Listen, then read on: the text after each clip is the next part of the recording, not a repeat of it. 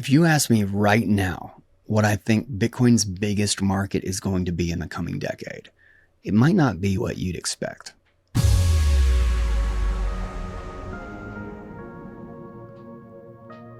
The first thing to understand is, what's the biggest problem of fiat?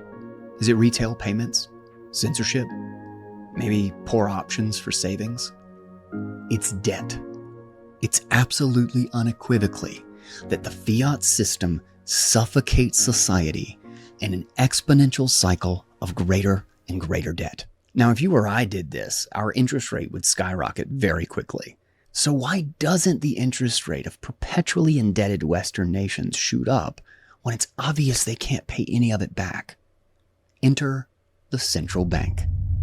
They can literally buy their own government's debt by printing money out of thin air, lowering the interest rate by inflating the money supply. Now, of course, the real resources, our houses, our cars, the stores, our production equipment, all of the things that sustain our living standards are very scarce. And understand, if someone can print money to consume or own as many of those resources as they wish, it just means they're getting rich off of our backs. They print, we work. If you've ever wondered why technology keeps getting so much better, but it doesn't seem to free up any more time, or why we used to be able to get by on one decent paycheck, but now 2 paychecks doesn't even cut it, and on top of that, jobs are scarce, and why it seems like an entire generation has basically been pushed out of the market from ever owning a home, and why so many of us are literally living paycheck to paycheck, feeling like there's no way out of this trap. That's the cost of the debt. Our living standards. This is what it looks like to pay for it. And we're still doing this. They've created a perpetual motion machine by defrauding the very foundation of the market. So now the question is, if the interest rate in the debt market is fake, how can you safely lend or borrow? You need collateral. Not a promise of some arbitrarily inflated currency, but something real to protect both the borrower and the lender from being cheated. So what do we use? What about real estate? Well, after the 2008 global financial crisis, real estate took almost a decade to recover in price.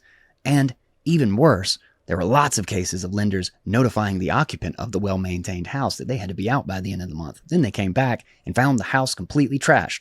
The evicted weren't so happy about the situation. Good luck getting value back out of that. So what about cars? Well, same problem except a lot worse. Maybe we can use art. Well, honestly, how much great art is there sitting out there that can fetch a reliable price? And what's the lender going to do? Put it on Facebook Marketplace? Oh, I like this one. Okay, so what about gold? Well, it has this pesky little problem of being fake a lot of the time. People say they have it, but how would you know? Let's not talk about how hard it is to deliver $1 billion of gold halfway around the world. The hard truth is, if gold could solve this problem, we wouldn't have this problem. Okay, so what about bonds? Well, the people who bought long bonds about 3 to 5 years ago have gotten screwed. Not only can they get barely half of the face value back if they tried to sell those bonds today, but because the money supply is inflated by about 7 to 10% every single year, the dollars aren't even worth the same amount. So, what would be the perfect collateral? Something that can't be damaged, something that can be easily verified, something that has a liquid global market that can be instantly delivered to anywhere in the world, that can't be inflated away. And it would be even crazier if it was something that you could have genuine shared ownership of. Enter Bitcoin. Now, the Bitcoin collateralized debt market is already tens of billions of dollars, and it's going to keep growing because Bitcoin is literally the perfect collateral. It can be damaged. No one can create more Bitcoin. There's 21 million, and that's it. It can be redeemed or turned over for payment in a moment.